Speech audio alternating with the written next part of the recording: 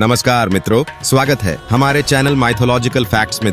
दोस्तों, किस स्त्री के भाग्य में संतान प्राप्ति नहीं लिखी होती, आज एक किंवदंती कहानी के माध्यम से जानेंगे। हिंदू शास्त्रों और पुराणों में कुछ मान्यताओं के आधार पर यह बताया गया है कि किन स्त्रियों के भाग्य में संतान प्राप्ति नहीं होती। ये मान्यताएं ज्यादातर कर्म, शील और धार्मिक आचरण से जुड़ी होती हैं। पुराने समय की बात है, एक छोटे से गांव में कलावती नाम की एक स्त्री रहती थी। कलावती सुंदर, गुणी और परिश्रमी थी, लेकिन उसकी एक पीड़ा थी, उसके जीवन में संतान सुख नहीं था। गाँव के लोग उससे कहते, तुम्हारे भाग्य में संतान नहीं है, और कुछ लोग तो उसके पिछले जन्म के कर्मों की बातें करने लगते। कलावती इन बातों से दुखी हो जाती, लेकिन उसने कभी हिम्मत नहीं हारी। एक दिन गांव में एक सिद्ध संत आए। कलावती ने उनकी ख्याति सुनी और उनके पास पहुंची। उसने नम्रता से संत को प्रणाम किया और अपनी समस्या बताई। गुरुदेव, मेरे जीवन में संतान सुख क्यों नहीं है? क्या यह मेरे भाग्य में नहीं है या मेरे कर्मों का फल है? संत ने कुछ पल ध्यान लगाया और फिर बोले, पुत्री, यह सत्य है कि जीवन में संतान प्राप्ति के लिए केवल भाग्य नहीं बल्कि कर्मों का भी योगदान होता है। तुम्हारे पिछले जन्म में कुछ ऐसे कर्म हुए हैं जिनके कारण तुम्हें यह कष्ट सहना पड़ रहा है। कलावती ने संत से पूछा, गुरुदेव, कृपया बताइए, ऐसे कौन कौन से कर्म हैं जिनकी वजह से स्त्री के भाग्य में संतान सुख नहीं होता? संत ने समझाते हुए कहा, मैं तुमको ऐसे 5 कर्म के बारे में बताता हूँ जिसके कारण स्त्री को संतान सुख नहीं मिलता। पहला, यदि किसी स्त्री ने पिछले जन्म में निर्दोष प्राणियों को कष्ट पहुँचाया हो तो उसके भाग्य में संतान सुख बाधित हो सकता है। दूसरा,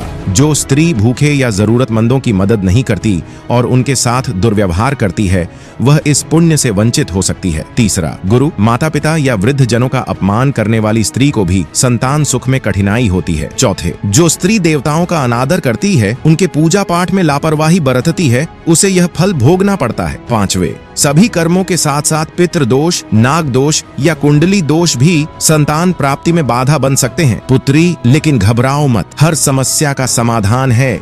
ईश्वर के प्रति भक्ति और सही कर्मों से तुम्हारा भाग्य भी बदला जा सकता है। कलावती ने संत से पूछा, गुरुदेव, मुझे क्या करना चाहिए ताकि मेरा यह दोष समाप्त हो जाए? संत ने कहा, भगवान शिव की आराधना करो, हर सोमवार व्रत रखो, शिवलिंग पर जल और बेलपत्र अर्पित करो। इसके अलावा संतान गोपाल मंत्र का जाप करो, साथ ही गरीबों को अन्नदान करो। कलावती ने यह सब करने का प्रण लिया। कलावती ने पूरे मन से पूजा शुरू कर दी, लेकिन राह आसान नहीं थी। गांव के लोग उसका मजाक उड़ाते थे। कोई कहता, इन पूजा पाठ से कुछ नहीं होगा, तो कोई कहता, भाग्य में जो नहीं है उसे कोई नहीं बदल सकता। लेकिन कलावती ने किसी की बात पर ध्यान नहीं दिया। कई महीनों की पूजा और व्रत के बाद एक रात कलावती ने सपना देखा। भगवान शिव और माता पार्वती ने उसे दर्शन दिए। उन्होंने कहा, कलावती, तुम्हारा तप स्वीकार हुआ है, अब तुम्हारे जीवन में खुशियां आएंगी। कुछ समय बाद कलावती ने गर्भ धारण किया और एक पुत्र को जन्म दिया। पूरा गांव यह देख हैरान रह गया।